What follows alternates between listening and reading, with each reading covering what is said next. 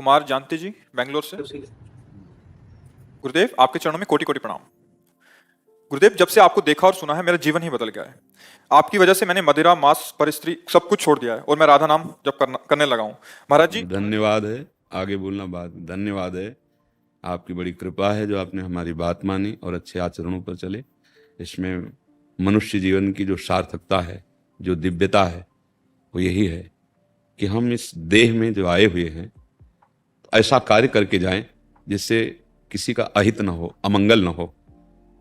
जिसकी कृपा से देह मिला है उस प्रभु को हम प्राप्त हों। अगर उनको नहीं प्राप्त हुए तो इतना तो बनी जाए कि जितना हम चढ़ गए हैं मनुष्य योनि में, अब नीचे की योनियों में न जाए, गंदी योनियों में न जाए। तो जैसे जो मदिरा पीना है, मांस खाना है, ये शास्त्र निषेध वस्तु है। इसमें आप खुद देख लीजिए, जो करते हैं खुद देख लीजिए, प्रमाद स्थिति आती है।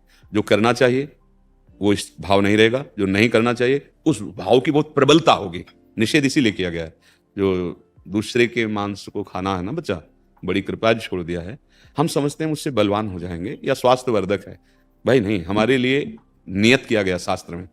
विविध प्रकार की सब्जियां हैं, फल हैं, अन्न हैं, वो भी जीव हैं। ऐसा नहीं कि वो जीव नहीं है।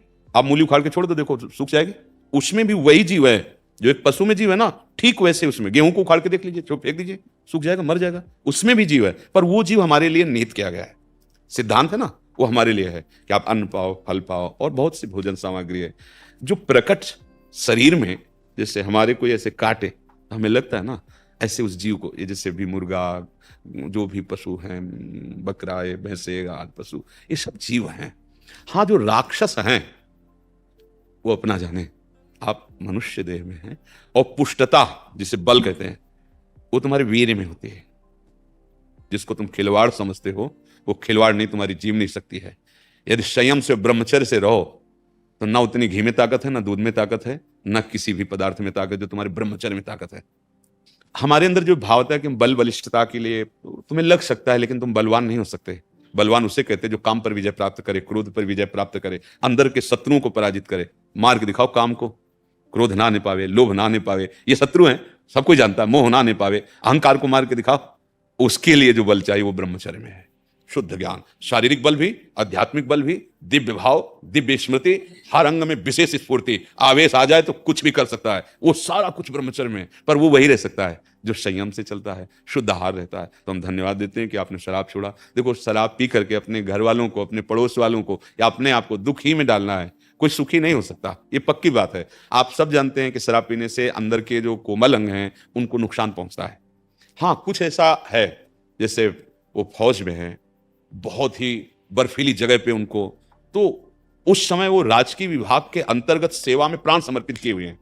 अब वहां घर थोड़ी है कि मूंग की दाल बनाओ, आज रोटी, वहां तो जो मिल रहा है जैसे, क्योंकि वो ऐसी स्वतंत्रता में थोड़ी है, वो देश की रक्षा के लिए। अब उनको कुछ भी मिले, कुछ भी मिले, प्राण पोषण करके देश रक्षा में लगना है। अब वहां ये नहीं देखना है कि वो क्या खा रहे हैं, वो क्या पी रहे हैं। उस समय उनके जीवन, जहां हम 5 मिनट खड़े नहीं हो सकते, वहां उनकी ड्यूटी लगी है, ड्यूटी लगी। अब वहां प्रश्न नहीं उठ सकता। अब आपकी बस चले तो ना खाओ, लेकिन हम नहीं कहेंगे, क्योंकि हमें पता है कि वो आपकी रसोई नहीं है।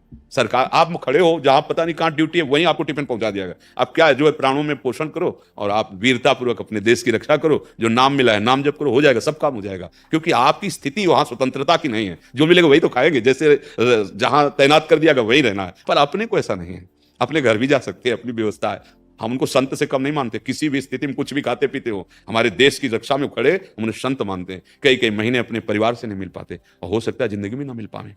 ऐसा भी तो होता है।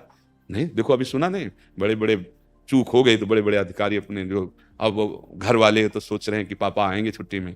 अब उनके बलिदान को अपने लोग क्या समझ रहे हैं, लेकिन उनसे पूछो, उनके घर वालों से प्रणाम करते हैं। वो संत से कम नहीं है, उनकी बात अलग है। पर अपने लोगों को, हाँ, ये धन्यवाद है कि आप अच्छे मार्ग के पथिक बन रहे हैं। नाम जप करें, भगवान कृपा करें और आगे प्रकाश हो। महाराज जी, मेरे मन में वैरागी भावना आती है, पर दृढ़ निश्चय नहीं कर पाता, मन भटकता रहता वो भी हो जाएगा। वैराग्य का मतलब कपड़ा बदलना नहीं है। वैराग्य का मतलब भागकर बाबा जी बनना नहीं है।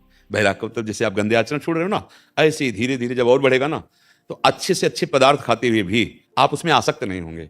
पत्नी पास है, घर परिवार है, संतान उत्पत्ति की क्रिया करते हुए भी आप उसमें आसक्त नहीं होंगे। ये कला आ जाएगी अंदर से। घर में रहते हुए महात्मा हो जाओगे, और बाहर भेष बदल लिया और अंदर से गलत चिंतन चल रहा है तो फिर वो किसी काम का नहीं है। पक्की बात, वो तो नौटंकी नाटक है। नाटक में नहीं लोग बहुत बढ़िया साधु वेश बना लेते हैं, घंटा 2 घंटा के लिए वो ऐसे ही बैठते हैं, वो भगवान को ऐसा, वो सर्वज्ञ है, वो अंदर बैठे जानते हैं। वैराग्य का मतलब है संसार के किसी भी भोगों में अनासक्त रहें, आसक्त नहीं है, अनासक्त रहकर भगवान का चिंतन कर रहा है, सारे कर्तव्य कर्म कर रहा है, माता पिता भाई परिवार पत्नी यथा योग्य सबसे, पर अंदर से वो अपने भगवान को अपना मानता है, उनकी प्रसन्नता के लिए सब कर रहा है। जैसे एक पतिव्रता स्त्री होती है जो पति से प्रेम करती है, वो पति की प्रीता के कारण सासू की भी सेवा करती है, ससुर की भी सेवा करती, देवर की भी सेवा करती, आए हुए अतिथि की सेवा करती, सबसे प्रेम दर्शाती है। पर उस प्रेम दर्शाने का एकमात्र लक्ष्य होता है, मेरे पति के संबंधी हैं, बस पति प्रसन्न होगा, बस। ऐसे ही हमें हमारे प्रभु स्वामी हैं और उनका दिया हुआ परिवार है, उनका दिया हुआ एक गांव है, उनका दिया हुआ प्रदेश है, उनका दिया हुआ देश है, उनका दिया हुआ विश्व है, जितना फैला पाए अपनी अपनेपन को, और उसकी हम सेवा में हैं, बस ये इसी से भगवत प्राप्ति हो जाती है।